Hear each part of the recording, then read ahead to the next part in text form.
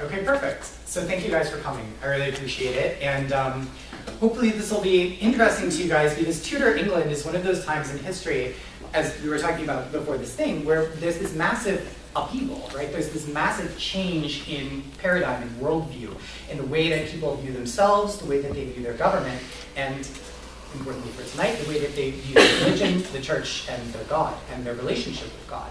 So let's sort of back up a step before we get to Tudor England and sort of figure out why the environment was as volatile as it was.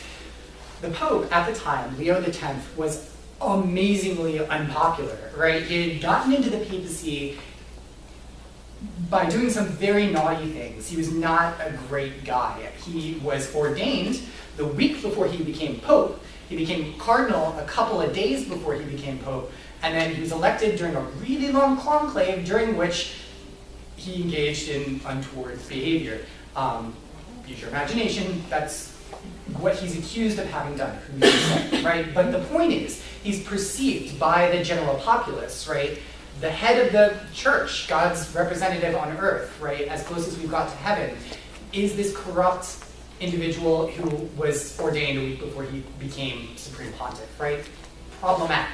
Number two, Leo X and his predecessor, Julius II, right, the warrior pope, the guy who commissioned the Sistine Chapel ceiling, paid Michelangelo to do all kinds of fun stuff, they needed money to fund, right, their massive construction project that turned out to be St. Peter's in Rome, in Vatican City. This was not cheap, as you know, if you've ever been there. It's creepy how big it is. Like, you look up and it feels like a movie set, like you don't believe that it's real. And it is, and it was very expensive. So how does the church create money, right? The way that they do it is by means of Julius II's and later Leo X's bull of indulgences, right? Which authorized various papal agents to go around Europe and sell you forgiveness, right? Now, indulgences in and of themselves are, still around today, right? You can get an indulgence, for instance, at some churches during their centennial celebrations, right? You have the opportunity to go through, and if you go to Mass, you receive reconciliation, and you pray for the Pope, you get an indulgence, and that wipes away a kind of sin. That's a discussion for another day. The point is, you can still get indulgences by doing good deeds, right? By doing certain things that the church realizes and recognizes are worthy of your getting some kind of return. So, that's not what this was. This was, you give me a $5, I give you an indulgence. No necessity for repentance, no necessity for anything but money in the end. Slightly more complex than that, but that's kind of the long and short of it. Again, perceived very negatively, right? Particularly by the intelligentsia, which is, right, it sort of takes us to a little town in Germany called Wittenberg. Wittenberg was the seat of the University of Wittenberg and was home to a very great priest, doctor, scholar named Martin Luther, right? Martin Luther, ordained Catholic priest, which a lot of people don't really know. He was. Not only was he a priest, he was a doctor, he was a professor, he was dean at the university. Very, very cerebral, very, very intelligent. And he saw this one particular papal agent who was egregious in his, it was not a good character. He didn't represent the Holy See very well. And for these reasons, Martin Luther sort of lost his temper, right? And he wrote out what we now know as the 95 Theses, right? The 95 Theses being this polemic against simony, right? Simony was the selling of church offices, so the idea that you could buy your way into the papacy. What could have made him think of that, right? The idea of nepotism, right? Nepotism was rampant throughout the church during the Middle Ages and the Renaissance, meaning that, people would just bring their children, they would bring in their brothers, their uncles, people who were close to them in terms of familial connection. Problematic, right? So people at the highest level of the church were not the most holy and the most intelligent, they were the most well-connected. Again, problematic, right? So Martin Luther sees this hypocrisy and these problems with the institutional church, and he writes out about it. He says, this is not my church, I have an issue with this, I don't agree with it, and here's why, and here are the various reasons why I think it should stop.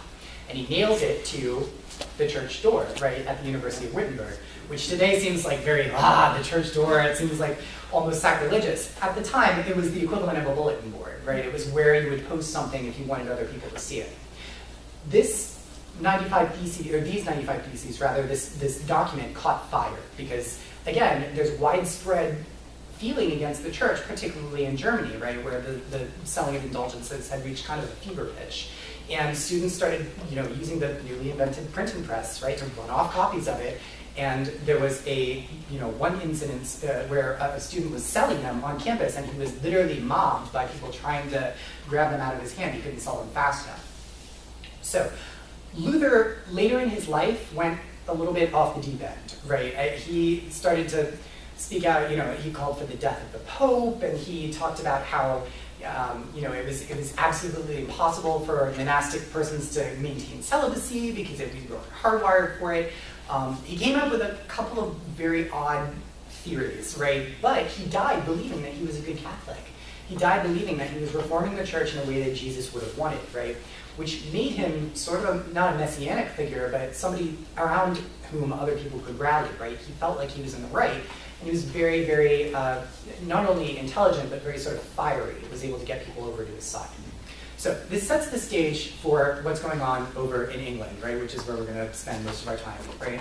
So meanwhile in England, back at the farm, the War of the Roses has just ended, right? The War of the Roses was this big, long, decades-long conflict, right, between two royal houses, the House of York and the House of Lancaster, right? They were these two houses that essentially each felt like they should be on the throne, right? So you've got Richard III in the mix, right, our friend the Hunchback, right, it's like, my kingdom for a horse, Richard III, right? You've got the two princes in the Tower, right, whom Richard III is supposed to have. And finally, the victor, right, who deposes Richard and sort of sets himself up and becomes king is Henry VII, the first Tudor. And Henry VII ends the War of the Roses by winning. He won the throne the old-fashioned way. He's actually the last English king to have taken the throne on the battlefield. And he unites the houses of Lancaster and York because he's Lancastrian. He marries the first, daughter of the Yorkish family. Thank you, Elizabeth. And they have this really beautiful, happy marriage. They lived together until Elizabeth died, and he took as his sigil, and it's still maintained today, what they call the Tudor rose, right? It's a red rose and a white rose, War of the Roses, right? York was white and Lancaster was red. So here we are, we're finally happy. Henry's got a halfway decent head for business, right? So he fills up the exchequer, never a bad thing, sort of sets everybody at ease, and he has a son. This is a good thing, right? Because we've got primogeniture in England. Having a son is a big deal. And not only does he have one son, he has two, right? Arthur and Henry. Yay! Everything's happy schmappy, right? So Henry VII decides that to further cement his position, right, as one of the leading heads of leading crowns of Europe, he's going to go ahead and marry off one of his first son, Arthur. And he's looking very carefully, like, who's he going to pick, right? One of the new up-and-coming nations in Europe at the time was Spain, right? The Kingdom of Aragon, in particular, right? Kingdom of Aragon, and it was, the Infanta at the time was Queen Catherine. Well, the future Queen Catherine, right? Catherine of Aragon. And so Henry grabs Catherine of Aragon up. It's a great match. Her family's wealthy. Her family's influential. They're well-connected. She's a very pious, very sympathetic individual, and he marries her to Arthur. Yay! But womp womp, Arthur dies. Very, very suddenly, which is problematic again, right? They've made this match. There's all of this, alliance that's supposed to, last for years and years. Allies, they're supposed to be allies, close allies with Spain. Now Arthur's dead. And he died suddenly, and no one exactly knows why. They think he died of something called the fainting sickness, which was super creepy. It was very, very terrifying because it would strike very quickly and people died sometimes the same day, which is what happened to Arthur. So Arthur's wiped out. Womp womp. And now here's Henry, so right? No King Arthur. No King Arthur. Well, Nick. Yes, that's the subject. It made me think of that. But there was no King Arthur in this case. Instead, we've got, Henry's son Henry, right? And Henry wants to shore up this alliance. But the problem is, under church law, you're not allowed to marry your brother's wife. It's a no-no. So King Henry VII writes off to Italy. He says, "Dear Pope, I know this is kind of unorthodox, you guys, but the marriage between my son and his wife is never consummated. And so for that reason, we should be able to get a dispensation, even though technically they were married in terms of the ceremony. They were never married in terms of what is intended to be guarded against by the church law. Pope writes back, oh, and P.S. Pope, if you don't buy that, I'll just go ahead and marry her myself. He put in a P.S. So the dispensation was not only for Henry the younger to marry Catherine, if they got the thumbs up. Henry the older could have also, and he was seriously considering it, right? Up until the moment when he died, which was very shortly after Arthur, right? And King Henry VIII ascends to the throne, still unmarried, right? So now Henry VIII, he's obtained the papal dispensation. He has to determine whether or not he's going to marry Catherine. Ultimately, he decides, yes, I'm going to do it, no problem. So he does, and Catherine had some issues getting pregnant, right? Which in Tudor England, right, and the England of the early Renaissance, late Middle Ages, again, is a problem, right? You need an heir otherwise, because when you die heirless, that starts wars. It was a whole thing, right? Because that's the way that they determined when there was no next in line. The next in line was oftentimes chosen by a bunch of equal takers, right? People who claimed, well, I've got more Tudor blood than you do. I have a better claim on the throne. I've got more guys in my army. So it was a problem. They wanted to shore up not only their legacy, but also the peace of their country. It was a whole thing. So Catherine has issues getting pregnant. Her first child is stillborn. Her second child only lives for a couple of days. And finally, she has a viable child in 1514, the Princess Mary, right? Yay, better than nothing was kind of the attitude that everybody had, right? They wanted a son. And so Princess Mary is shuttled off to begin her education. Now, the king, right, is super crazy irritated at the fact that he doesn't have a male child yet. And it's not just for the political reasons, right? He had a very deeply vested personal interest, God bless you, in the idea of having a son, right? He wanted someone to carry on his legacy because, as many of you know, if you've ever seen any cultural depiction of Henry VIII, he was an egomaniac, he was. And he wanted somebody to pick up his legacy from where he left it and carry it on ahead of him. He didn't want it to be married. He wanted it to be a boy. So that pushed him further and further away from Catherine of Aragon, in addition to the fact that Catherine of Aragon was kind of a prude, right? She was very, very, while she was very pious and she was very devout, she was also kind of hyper-religious, right? That was the center of her life. Bless her, but that was not so great for Henry, right? So Henry starts to stray from the path, right? His first mistress is Emily Blount. Well, maybe not his first, but certainly his most famous. And Emily Blount bears him a son, lovely, right? Fitzwilliam. And Henry Fitzroy. So Henry Fitzroy, right? Ah, another little Henry, yay! Henry Fitzroy is the king's illegitimate son, but the king was so pleased to have a son, right, that he recognizes him, which is a thing that you could do, and actually came this close to just inserting him into line in front of Mary, right? So if the king had died and if Parliament had approved it, they could have had an illegitimate child on the throne as the king's son, which would have been super fun, but that didn't happen, right? Henry also starts laying the moves on a pair of sisters called the Boleyn girls, bingo, right? So first he starts out with Mary Boleyn, and then shifts his attention to her sister, Anne, right? Anne was a very, very intelligent woman. She's very, very smart, very politically savvy, very intelligent, and she knew how to play the game, right? And she realized that if she caved into Henry like a lot of the other courtesans were doing, she wasn't going to go far. But if she held out, which she did, right? And this is actually documented that Henry would write these really long letters, and she played hard to get. And eventually, he was like, I've gotta have you. You gotta be mine. I'll marry you. I'll make it happen, right? So, what to do? Because Henry's already married and his wife isn't dead, right? Poor little Catherine of Aragon, right, is hanging out in space. So, now we come to the religious side. Once again, sort of, the whole thing is permeated with religiosity, but here's where the fun part starts, right? So Henry starts writing off to Italy saying, hey, you know how you gave me that dispensation to marry my brother's sister? You weren't allowed to do that. That was a no-go. I know my dad asked for it, and I know that I acted on it, but I wasn't done this. He didn't say I was a dumb kid, but that was kind of where they were going with this, right? They were like, oh, I married my brother's sister. Marriage is null and void. That means I'm free to marry again.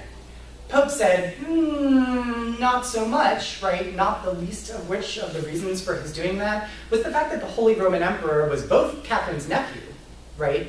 And happened to be occupying the Papal States at the time that the dispensation was requested, right? He was locked up in the Castle St. Angelo. Now, the Holy Roman Emperor is throwing up his hands meanwhile back in Germany saying, oh, it's my rogue troops, I didn't mean to do it, I'm sure that this is all a misunderstanding, right? But eventually the Pope had to bribe his guards and dress up like a peasant in order to get out of jail, right? So there are a lot of different political reasons why the Pope says, nah, no go, right? So Henry has to start getting creative, right? He asks Catherine to admit that that the marriage is void, and the way that he wants her to do that is by admitting that she consummated her marriage to Henry's brother, right, Arthur. She's not on board for this idea. She believes with all her heart, and from what history suggests, it was probably true, that she never did consummate her marriage with Arthur.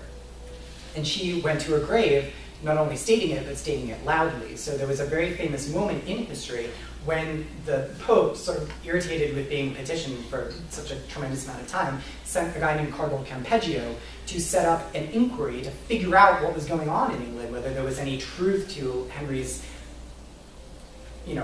allegations, right? And they brought the Queen in front of this tribunal, and she gave this hugely impassioned speech about how she had done everything that the king had ever wanted, and she was a good wife, and this was ridiculous, right?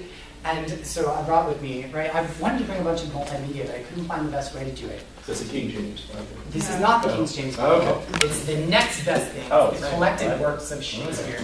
And Shakespeare wrote a play called Henry VIII, which was about the deposition of Catherine of Aragon and the rise of Anne Boleyn, right, who was Queen Elizabeth's mother, who was the queen who was sitting on the throne when Shakespeare wrote his play, right?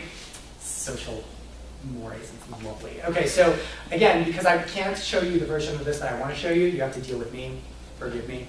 But it's so sweet and cute and such good writing, so I'm going to share it with you, right? So she says, and she's talking to the king, right, and they're set up in court. She says, "Sir, I desire you do me right justice and bestow your pity on me, for I am a most poor woman and a stranger, born out of your dominions, having here no judge indifferent, nor any more assurance of equal friendship in proceeding. Alas, sir, in what have I offended you? I have always been a good and true wife. What cause hath my behavior given to your displeasure, that thus you should proceed to cut me off, and take your good grace from me? Heaven witness, I have been a true and humble wife, to your will always conformable, even in fear to kindle your dislike." And she goes on, right? And it's this impassioned speech that, for all intents and purposes, probably was pretty close to what Shakespeare wrote. Because recall, he's only written about 40, 50 years after this happened. So, you can do a one-man Shakespeare play. Thanks, I think man. That's too sweet. No, it's great. If you guys get a chance, there's a ton of different renditions of the Henry VIII play, Shakespeare's Henry VIII. It's worth a watch, right? It's really interesting and clever, and very sad. So we continue, right? So the Queen was a no-go, Pope was a no-go. Where does the king go? Parliament, right? Which is where you go, right? Since the law is not on your side, change the law, right? So he goes to Parliament. And he starts passing laws that give him a larger and larger pull over the clergy, right? Because the clergy have control over marriage, which is what he needs to avoid. So he starts passing laws that allow him to appoint his own bishops without papal dispensation, like you do, whatever. Just change in church law using Parliament. He gained control over the clergy's ability to tell him what was and wasn't acceptable in matters of faith, what was and wasn't acceptable as a church law, and he appointed his own Archbishop of Canterbury, thank you, Thomas Cranmer, who is not an awesome guy. Again, somebody who's a genius, very, very smart, very clever, very politically savvy, not super awesome when it came to being nice to people, right? So Cranmer sets to work trying to figure out different ways that the king can get out of his marriage, right? Ironically, meanwhile, back at the ranch, right, there's a new pope whose name I didn't write down, it doesn't matter, but the new pope, it was Leo John the 49th. And so he actually signs off on, actually it might have been Leo the 10th, it doesn't matter. Again, signs off on Cranmer's appointment because he's like, whatever, I know he's got, Protestant leanings, but it's England, I'm sure everything will be fine, not to worry, we'll give the king this little thing in exchange for him bothering us a little bit about his great matter, right? So Wolsey was dead. Wolsey was dead at this point. Yeah, so Cardinal Wolsey, good point. Cardinal Wolsey had been one of the king's chief advisors, right? And he had tried his darndest to get the Pope in the Papal States to give Henry his dispensation. And the longer that it took, the less Henry started to trust in Wolsey's abilities, right? And finally, he had him arrested, right? He fell from grace. And Wolsey died very shortly thereafter. And Cranmer succeeded him, so very well remembered. Hold on. Right, so Cranmer finds a way to, sort of weasel his way around the marriage. He essentially declares the marriage null and void based on a number of opinions that he garnered from universities all over Europe, right? He went to Europe and with the help of a little bribery, again, also documented, got all of these fantastic scholars to write all the different reasons why the marriage was invalid. And Cranmer felt that the weight was on his side. He, as Archbishop of Canterbury, declares the marriage null and void, and Henry gets to marry Anne. Yay! For a minute, right? Now we've got a Protestant queen. Problematic, right? She was Protestant before. Right? She was. She had Protestant leanings, right? Even before King Henry decides that he's going to, sorry, go ahead. Yeah, but no, I was just saying, England was fully within the Catholic Church at this Right. point, and she was, that's right. Right, so she's something of a rebel. Again, an intelligent, sort of free-thinking individual. Well, and Henry also wanted the control of church lands, so that he's starting to have money problems. Truth. This, however, is, my understanding is that it's kind of tertiary, right? What he wanted was to marry in Well, Berlin. yes, yeah, that was the main goal, but he also needed funds. It was like a windfall, right? Right. So Cranmer comes in one day, it's more complicated than this, but Cranmer essentially comes in one day and he's like, you know what? What we should do is take care of all those pesky, corrupt monasteries. Mm-hmm. What we'll do is we'll find out which ones are corrupt, and we'll take their stuff as punishment and show those other guys who's boss, right? And this turned into a widespread pillaging that ultimately led to something called, right, the something crusade, the Pilgrimage of Grace, right? The Pilgrimage of Grace was this massive backlash against Henry going into each of these monasteries, stripping them out, breaking these beloved religious icons, and hauling them off to the treasury to be melted down. Problematic, right? We'll get there. So, sorry. Mary locked up in a castle in Scotland for a while or something. Okay, that's a different Mary. Oh, okay. So it's Mary, Queen of Scotland. We'll get to her too, don't worry. Many years Exactly. ago. Mary of Aragon was shipped off to, not Mary, Catherine of Aragon, was shipped Right. off to some random house and just kind of put in rather dire straits. Oh, that's the generation It's true. later, though. Yeah, and then Okay, there's fun. Bloody Mary, who you're probably thinking of, Who who will will come also back. get there. I promise. I promise. And if Anyway, it runs long and then you guys cover, get bored, cover don't. the Act of Union in 1701 when Scotland became Okay. Sweden, and they're about to break. They may break up in September. I'm Be sure. shocking. Perfectly true. Oh, there's Circle. something out there. But anyway, sorry, go No, back. it's okay. So now we get to play sort of musical chairs with religion, right? Everybody is sort of getting used to the idea that now King Henry is head of the Church of England, right? This is problematic because Henry himself has very sort of weirdly Catholic leanings, right? He loves the idea of of being in charge and being in charge of the ecclesiastical side, right? The church law side, but he wants everything to look Catholic, right? He wants incense, he wants the Mass, he wants transubstantiation. And anybody who doesn't want those things is in very big trouble because they'll be branded as a heretic and burned, which is a thing that happened. Not frequently, but frequently enough that people were super crazy frightened, right? So we had this sort of French Revolution situation where people would literally inform on each other. They'd be like, that guy doesn't believe in the transubstantiation, and they would haul him off to be tortured. So in some cases, again, more complex than that, but we're breaking it down, right? So now we've got Anne Boleyn, who is queen for a little while. She falls out of favor. She has her daughter Elizabeth, right? Yay! We have a viable child, but still not a boy, right? So good old Henry sort of plays his card again, finds a way to alienate, Anne's supporters. He accuses her of incest, accuses her of witchcraft. With her brother, precisely. The incest, not the witchcraft. Right, and has her, so she's toast, right? Who does he bring in instead? The third wife, whose name is escaping me, got it right in front of me. Jane Seymour. Bingo, Jane Seymour, who finally is, well, not finally, but now we got a Catholic again, right? Musical chairs, yay! So Jane Seymour, by all, for all the reports, was actually a kind of a sweetheart. She tried to bring about a reconciliation between the king and Mary, right, who never stopped supporting her mother, right? marry Henry's daughter, who's the daughter of Catherine of Aragon. And she would actually do things to deliberately provoke her father. So for instance, she would parade around in the streets with 20 women all praying the rosary, which was not so awesome. It was problematic. Became even more problematic when later she did that in front of during her brother's reign, right? Because her brother was Edward VI. We'll get to him. But she just did things to kind of tweak their noses. So she was very, proud of her Catholicism and very proud of her support of her mother. So Jane tries to mend that relationship, tries to mend Henry's relationship with Elizabeth, with whom he doesn't even really have a relationship. She was kind of shipped off almost immediately after she was born.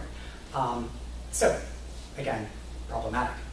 There's also the problem of the fact that Cromwell hated the Pope, right? Because remember, Cromwell, we talked about Cromwell, and Cromwell. Oliver Cromwell? There's not Oliver Cromwell. Oh, this no, is, I was yeah, like, yeah. how's he coming into it? That's different. Yes. Bingo. Yes. So this is Thomas Cromwell. Thomas Cromwell succeeded who? Sir St. Thomas More. Thomas More, of course, to backtrack just a second. So in order, the whole Thomas More thing is actually very, very much not as much a religious issue as it was a legal one, right? So remember I was talking about all the different laws that Henry passed in order to, cement his marriage to Anne Boleyn. One of those laws was called the Act of Succession, and it required you to acknowledge the legitimacy of Henry's marriage to Anne. Now, in and of itself, that doesn't sound so bad, but in doing that, right, the practical effect of acknowledging the legitimacy of that marriage is acknowledging the supremacy of the king over the Pope, because the Pope says, not legitimate, so you gotta make a choice, right? Am I going to, undercut the Pope and accept the king, or am I going to undercut the king and potentially get a cut across my neck, right? So Thomas More comes up with this really lovely sort of this loophole, right, which was called Quiteca consentoi, right? If you're quiet, it constitutes consent. So they kept asking them, do you recognize the marriage? Do you recognize the marriage? And it's still true today, we call it standing mute, right? So if you ever hear about anybody going into court and they're like, how do you plead? And they say, I stand mute. It means I'm not pleading guilty, I'm not saying I'm innocent, I'm just, bingo. And it means that you accept the state's case against you. In this case, the practical effect would have been St. Thomas More would have been seen to have accepted the legitimacy of the marriage.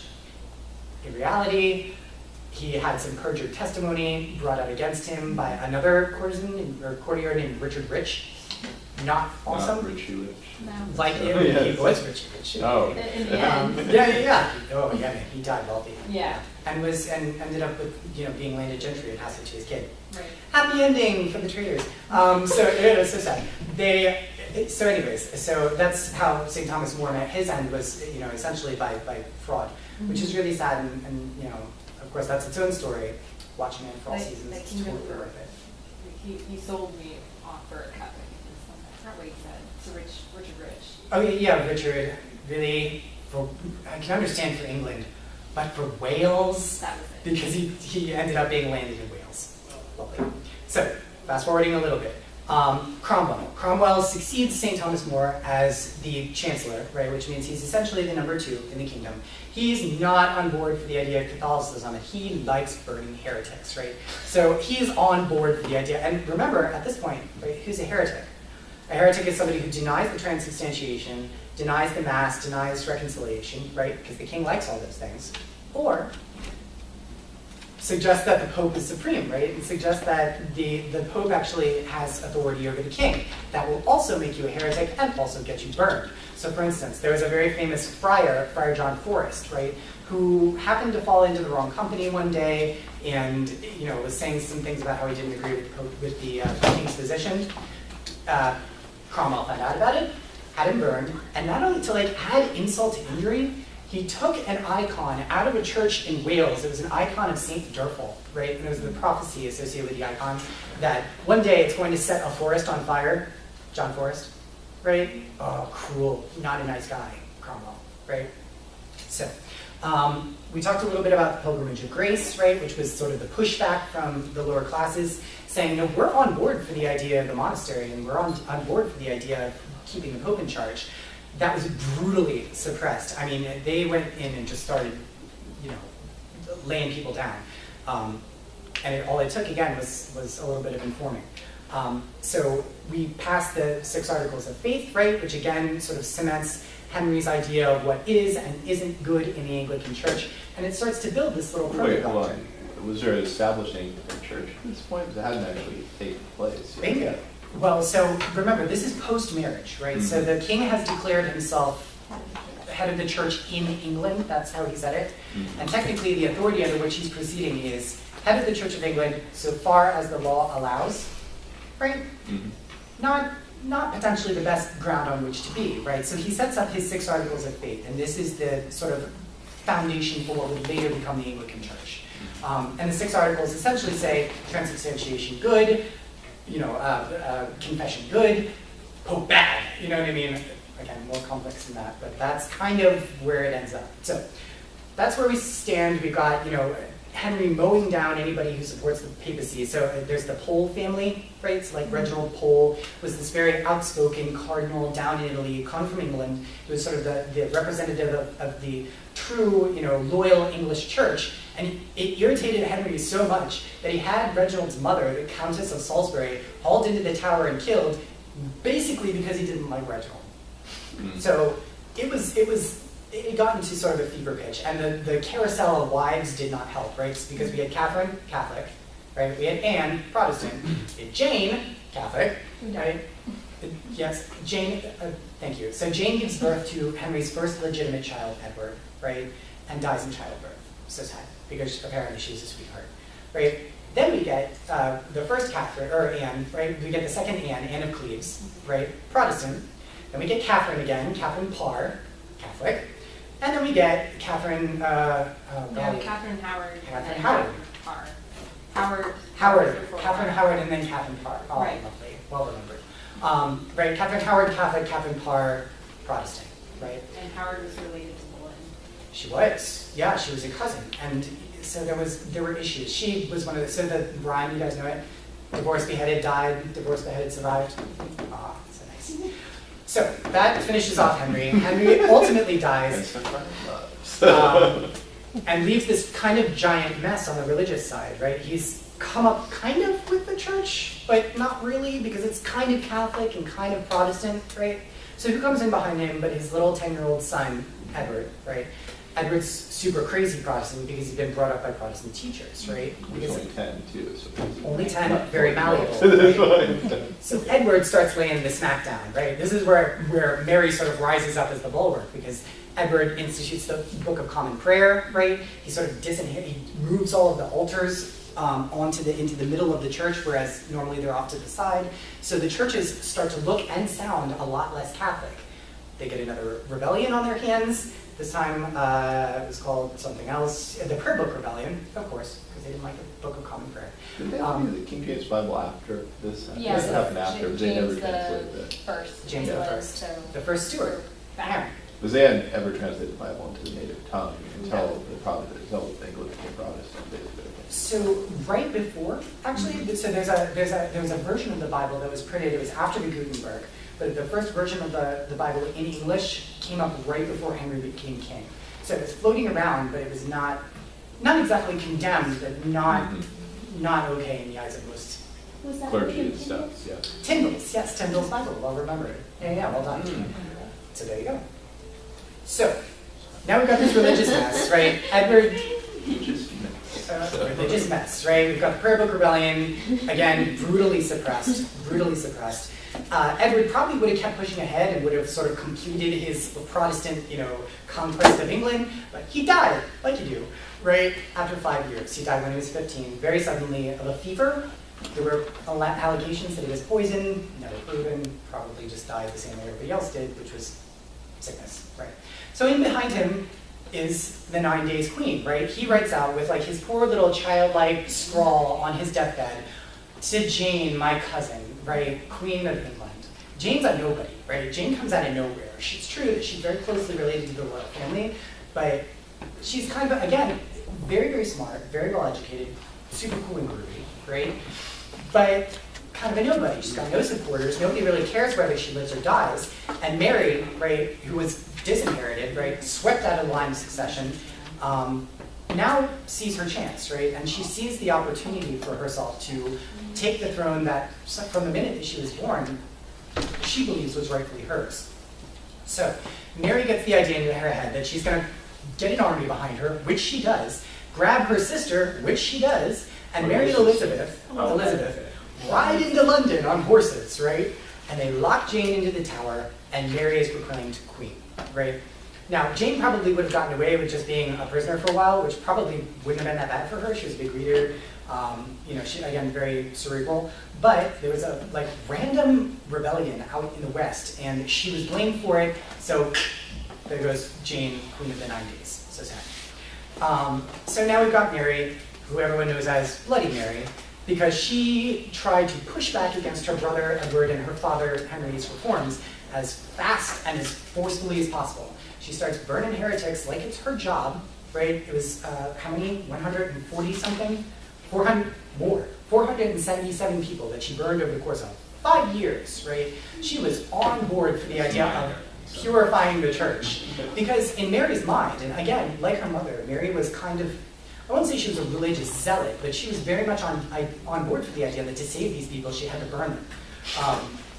Like that was their last penance. She really genuinely believed that she was doing God's work and, offing these people. So she brings back the Latin Mass. She brings back, remember Cardinal Poole, whose mom got killed?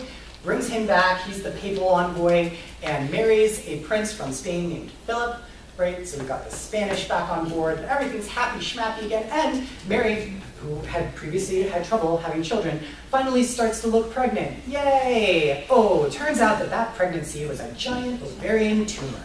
That it just looked like a pregnancy and ultimately killed her, right? So now we've got the Princess Elizabeth, who becomes Queen Elizabeth I.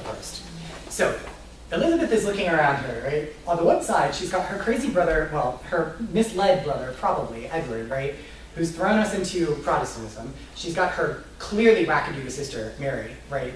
Who's thrown us the other way toward radical Catholicism, right? And she's looking she's stuck in the middle, and she's looking, around at her advisor saying, what do I do? And she had this really fantastic advisor whose name was Edmund Guest, Bishop of Rochester, okay? Edmund Guest is super crazy cool because his idea is, we'll make everything look kind of like Henry did, right? They called it Siamese Catholicism, right? You make everything look Catholic, but sound Anglican, right? And not only that, we're going to set up new tenets to replace the original 6 articles. Remember the 6 articles of Henry VIII? She comes up with a new, set of articles, the 39 articles, right? And they're a masterwork of ambiguity, right? So she wanted to make it as difficult as possible for people to accuse each other of heresy, right? So she wrote things like the following. This is on the sufficiency of the Holy Scriptures for salvation. It reads, Holy Scripture containeth all things necessary to salvation, so that whatever is not read therein, nor may be proved thereby, is not to be required of any man, that it should be believed as an article of the faith, or be thought requisite or necessary to salvation. Now I ask you, what does that mean? It means exactly nothing. It essentially means Scripture is cool, right? And that's exactly the point. So Elizabeth strikes this middle way, right? She puts down the sort of crazy Catholicism of Mary, Queen of Scotland in the Isles in the north, right? Who, if she'd have had her way, and Elizabeth, at one point would have died of smallpox. She got really, really ill. And if she had died young, Mary probably would have marched down from Scotland, claimed the throne, and England would be Catholic today. So. Well, that and Elizabeth couldn't kind of go back to the church because then she would become the bastard child. It's true, because at this point, she was a bastard, and in 1970, or 1570 rather, they excommunicated her. Right. There was this sort of little honeymoon period for the first 10 years she was on the throne where she thought she could skate by with these reforms, and then she got excommunicated, womp womp, like you do. So, she's Gloriana, right? She has this glorious reign for years and years and years. People love it. Everyone's happy and schmappy. She dies old without an heir, and she names James VI then the First of Scotland, right? As her heir. He comes down from Scotland. He becomes King of Scotland and England, first time. Ta-da! That's the end of the Tudor monarchy. It died with Elizabeth.